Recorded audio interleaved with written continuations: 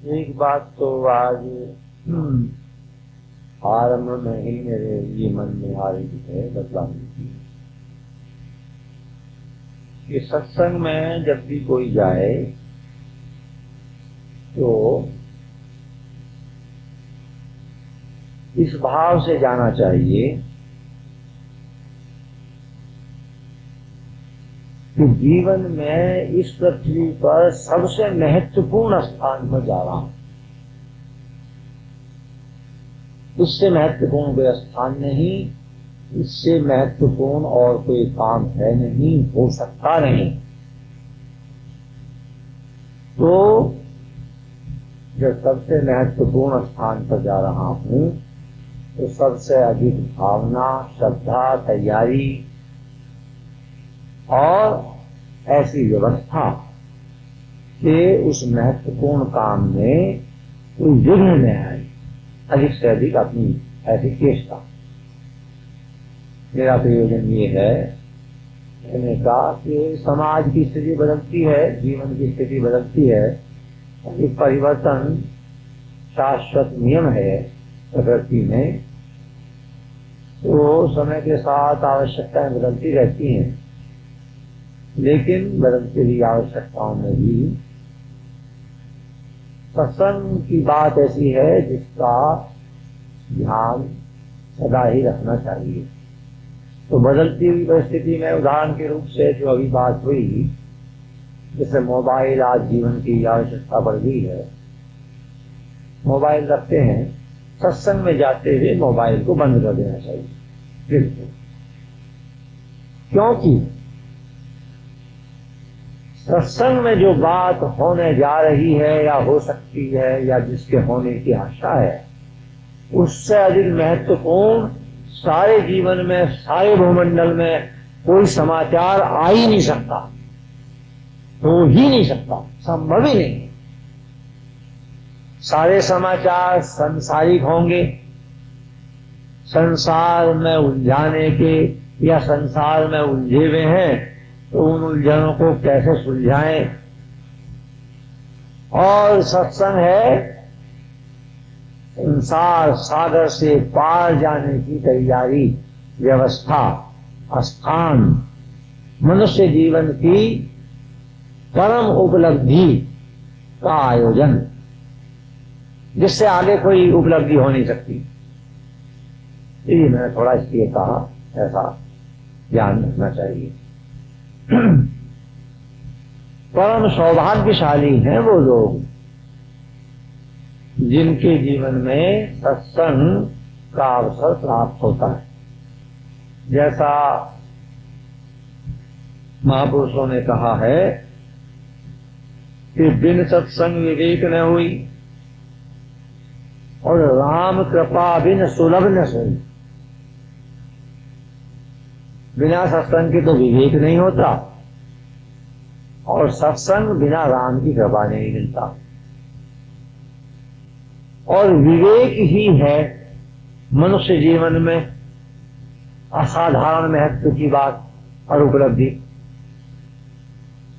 क्योंकि जितना कम विवेक है उतना ही ज्यादा जड़ता में, मूढ़ता में, मोह में, अज्ञान और अंधकार में डूबे रहते हैं। और जितना जितना विवेक विकसित होता है उतना ही जड़ता, मोह, अज्ञान, अंधकार से निकल करके चैतन्य, प्रकाश और ज्ञान की तरफ चलते हैं। विवेक ही है वो बात। विवेक के अर्थ है सत और असत के बीच पहचान कराने वाली व्यक्ति, उचित अनुचित के बीच अंतर बताने वाली व्यक्ति। और जानने की बात है, विवेक बुद्धि से किसी रूप में आता प्रतीत होता है, प्रकट होता है, लेकिन विवेक बुद्धि की उपज नहीं है, बुद्धि की उपज नहीं है। बहुत जानने की महत्वपूर्ण बात है। विवेक कहां से आता है? विवेक भगवान देते हैं। अगर बुद्धि की उपज विवेक हुआ करे तो बुद्धि तो सभी मनुष्यों में है, तो विवेक भी उनमें जागृत होना चाहिए। ऐसा है नहीं।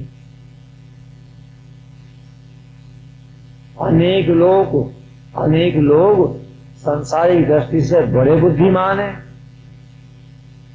उदाहरण के रूप से ये जितने लोग रिश्वत लेते हैं, बेईमानी करते हैं, व्यापार में चालाकी करते हैं, और चोर और डाकू बड़े तेज हैं बुद्धि में। ऐसे ऐसे हिसाब किताब से रिश्वत लेते हैं, ऐसे चालाकी करते हैं कि बड़ी तीव्र बुद्धि है चोरों की, चालाक लोगों की। विवेक थोड़ा ही है। विवेकी आदमी रिश्वत थोड़ा ही लेगा, विवेकी आदमी बेईमानी थोड़ा ही करेगा। उदाहरण के रूप से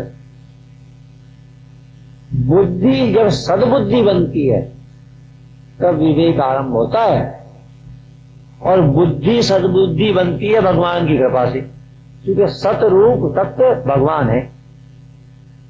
बुद्धि में जब सत प्रकट होगा, सत माने परमात्मा, तब विवेक जागृत होता है। तो सबसे महत्वपूर्ण स्थान है ये सत्संग का स्थान, और बिना भगवान की कृपा के ये प्राप्त नहीं होता सत्संग। यह केवल सत्संग ही है कि मनुष्य की आंख इस बात की तरफ खुलती है कि मनुष्य जीवन का उद्देश्य क्या है। इस पृथ्वी पर अधिक संख्या तो मानवों की ऐसी ही है जो शरीर से ही मानव है। उनकी जो क्वालिटी है, उनकी जो गुणवत्ता है अंदर की, वो पशुओं से भिन्न नहीं है। संतों ने और शास्त्रों में जो बात कही है शाश्वत सत्य है कि मैंने पहले भी कई बार बताया, 4 बातें पशुओं में और मनुष्यों में समान हैं।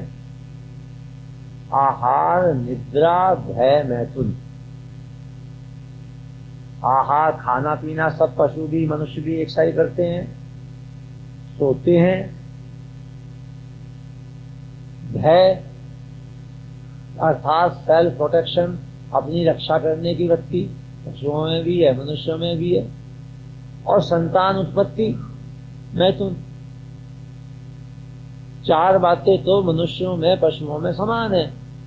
अगर इन 4 बातों को लिए हुए ही मानव जीवन व्यतीत हो गया और मृत्यु का समय आ गया, तो संतों की दृष्टि में वो मानव पशु ही था और पशु रूप में ही इस भूमंडल से विदा हो गया। कोई अंतर नहीं। शरीर की रचना से क्या होता है, अंदर से तो पशु जैसा ही है पूरा। आहार, निद्रा, भय, मैथुन 4 बातें पशुओं में मानवों में समान है, तो उन्हीं में रह करके जीवन व्यतीत हो गया। एक पशु पैदा हुआ और पशु मर गया।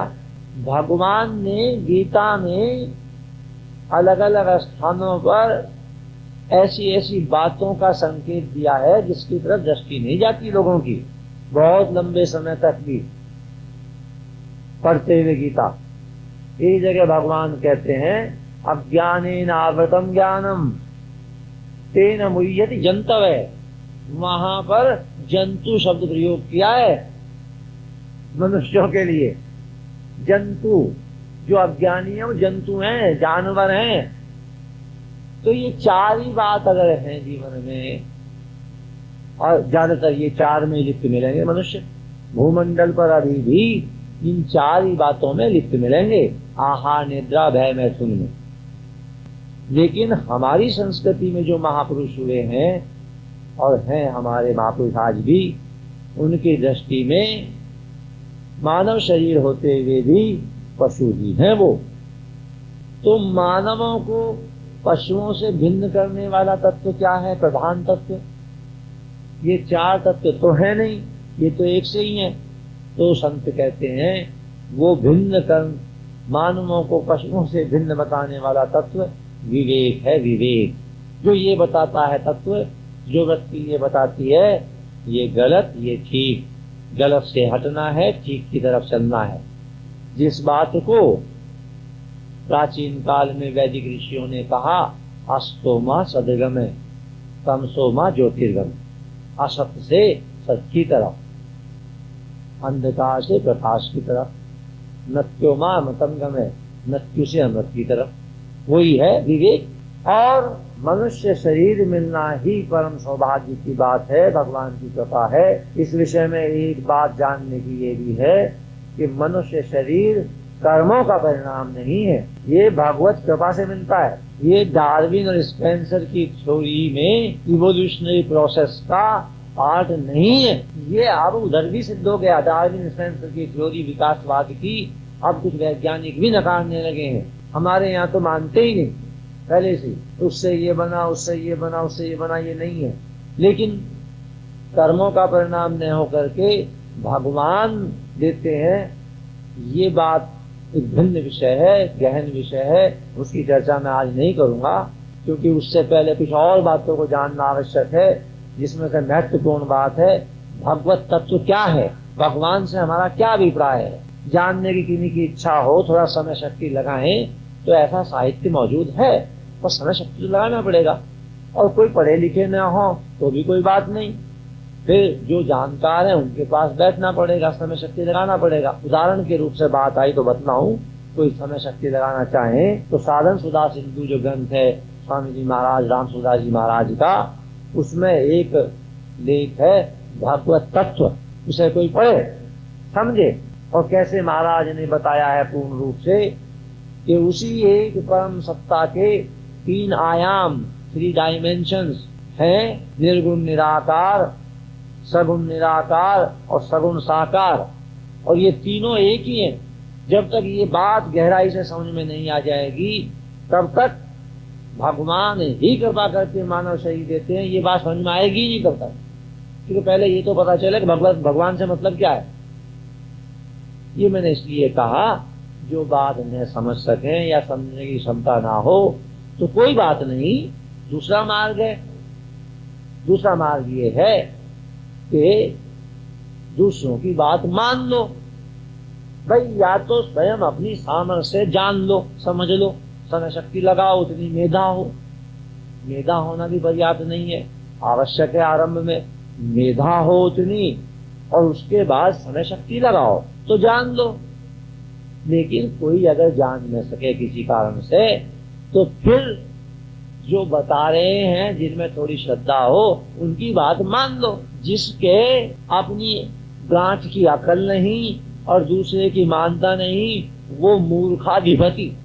इस जगत में मूर्खों का स्वामी वज्र मूर्ख अधिकतर हैं ऐसे, और वज्र मूर्ख अपने को बड़ा बुद्धिमान मानते हैं।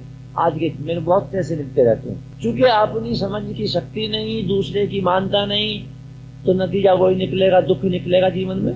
कुछ दिन चहलकदमी कर लो अपनी खोपड़ी के बल पर, उस समय खत्म हो जाएगा। मानव शरीर मिला, बड़ी भारी कृपा हुई जीव पर, अनंत जन्मों के और योनियों के बाद, और मानव शरीर मिलने के बाद फिर भारतवर्ष में जन्म हो जाए, अपरम और कृपा, अद्भुत कृपा। संत महात्माओं ने ये बात कही है, मैं भी मानता ही था। लेकिन जब मेरा अवसर मुझे विदेशों में जाने का, अनेक देशों में जाने का, अनेक बार वहां घूमने का, रहने का मिला, तब मुझे पता चला क्या अर्थ है भारतवर्ष में जन्म होने का। चूंकि दूर के ढोल सुहावने चमत्कृत होते हैं, अमेरिका में ऐसी बिल्डिंग है, यूरोप में ऐसे ऐसे पुल हैं, क्या ठाठ है, कितना पैसा है, आदि आदि बातें। अरे आसुरी स्थानों पे ऐसा ही हुआ करता है, लंका में भी ऐसा ही था, इससे भी ज्यादा कुछ भी नहीं है अमेरिका यूरोप में जो लंका में था। मगर लंका का क्या हुआ सब जानते हैं। यहाँ कई संपर्क रहे विद्वानों से और बड़े आदरणीय लोगों से, तो मेरे से आयु में भी बड़े थे, मैं भी उनके पास बैठता था, कई बातें सीखते थे। मेरा दृष्टिकोण तो ये रहता है, अपने सबको गुरु मानो, सिर झुका करके सब जगह ले लो। गुरु, दूसरों को गुरु मानने में नुकसान है ही नहीं, कभी फायदा ही फायदा, और खुद को गुरु मानने में नुकसान ही नुकसान है। क्योंकि गुरु माना, सिद्ध माना, दरवाजा बंद हुआ विकास का। और अहंकार होने की संभावनाएं पूरी हो गई, अपने को विशेष मानना। तो दूसरे को ही मानो ना महान और गुरु सीखने का। खैर, तो यहाँ जब था मैं, तो अनेकों से संपर्क आया, जिनमें से एक व्यक्ति, बड़े प्रसिद्ध व्यक्ति, डॉक्टर कोठारी साहब, BS कोठारी साहब, उनके साथ बड़ा निकट संपर्क आया। उनकी शिक्षा प्रारंभ में ही विदेश में, इंग्लैंड में हुई थी, DSc वगैरह सब किए वहां से। मुझे उन्होंने विदेश जाने से पहले ये बात कई बार बतलाई थी। उन्होंने ये कहा था कि ये सत्संग हमारे देश के अलावा सारे संसार में कहीं नहीं होता है। मगर मानता तो मैं था, प्रामाणिक व्यक्ति थे, लेकिन इतना पक्का पता नहीं था। जब मैं गया और वहां के जीवन की व्यवस्था देखी, सारी उनका रहन सहन, उनकी संस्कृति, तब पता चला कहीं नहीं है सत्संग जैसी बात इस देश के अलावा। स्टडी सर्किल, ऐसी ऐसी छोटी मोटी बातें तो हैं, लेकिन जीवन के अंतिम प्रश्नों को लेकर बैठना और बिना किसी लोभ लालच के और एकमात्र प्रेम भाव से समझाना और समझना, और श्रद्धा और प्रेम के वातावरण में सारे संसार में यहाँ के अलावा कहीं नहीं। इसलिए ये परम सौभाग्य है यहाँ पैदा होना, बशर्ते के सत्संग हो। ये मैं इसलिए कह रहा हूं, वास्तविक सत्संग बहुत कम जगह होता है। सत्संग के नाम में कुछ और ही धंधा चलता रहता है, मन को लुभाने वाली बातें, मनोरंजन। और अब तो कोई भी कुछ भी बात करो, ज्यादातर यही होता है, सोशल कांटेक्ट बढ़ा लो, वहां फला फला मिलेंगे, कौन कौन आते हैं, जब वो आते हैं वहां जरूर चलेंगे, आधी आधी बात और व्यर्थ की बातें। सत्संग के अर्थ है सत्य का संग, जहां जीवन से असत जाना शुरू हो जाए और सत्य का संग होना आरंभ हो जाए, और होते होते फिर सतरूप परमात्मा का अपने अस्तित्व में बोध हो जाए। सत्संग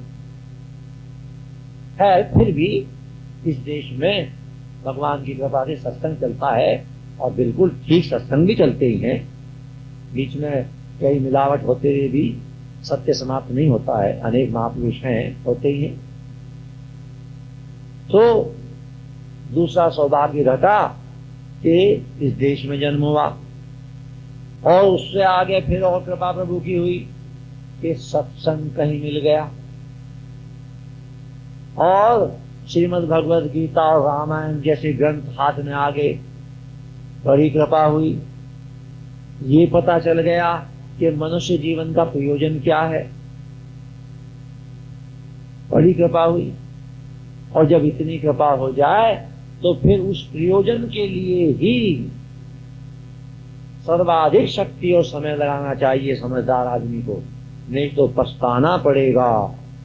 मैंने भगवत तत्व की समझने की बात कही, जो वैसे समझे उस प्रकार से थोड़ा मेधा हो, समय शक्ति लगाएं, तो वो समझ में उनके आ जाएगा। लेकिन दूसरा मार्ग भी समझने का है, बड़ा सरल सीधा, बहुत सीधी बात पड़ी है, बिना पढ़े लिखे आदमी के भी समझ में आ जाएगा। क्या? अरे बड़ी सीधी बात है। कोई शक्ति है, हम नहीं जानते क्या है, कहाँ है, कैसी है, मगर कोई तो है जिसकी कृपा से ये श्वास चल रहे हैं, अपने बल पर श्वास चल रहे हैं। क्या 1 मिनट में फट गिर पड़ेंगे नीचे। सारे संसार के सारे डॉक्टर मिलकर के भी ये तो बता सकते हैं किसी व्यक्ति के बारे में कि ये व्यक्ति स्वस्थ है, उनकी परिभाषा के अनुसार। वो ये कह सकते हैं हमारी परिभाषा के अनुसार ये व्यक्ति स्वस्थ है। पर हमारा ये कहना है, संतों का ये कहना है कि क्या सारे डॉक्टर ये सर्टिफिकेट दे सकते हैं कि अगले 5 मिनट ये जिंदा रहेगा? कोई नहीं कह सकता। ये कह सकते हैं संभावना है, आशा है, स्वस्थ है, जिंदा रहने की आशा है, नहीं आशा नहीं चाहिए, पक्का गारंटी चाहिए भाई। गारंटी तो नहीं दे सकते।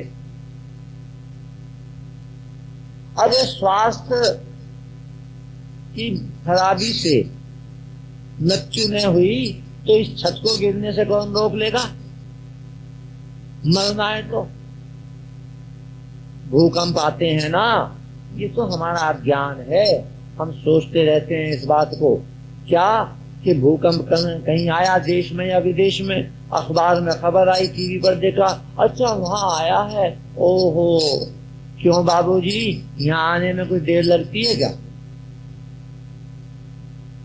या कहीं कोई ऐसी रजिस्ट्रार के यहाँ ऐसी कोई लिखत हो गई है क्या कि फला फला जगह तो आएगा और वहां नहीं आएगा? अरे भ्रम है, अज्ञान है, क्षणभंगुर जीवन है भाई। कुछ भी कहीं भी किसी समय घटित हो सकता है।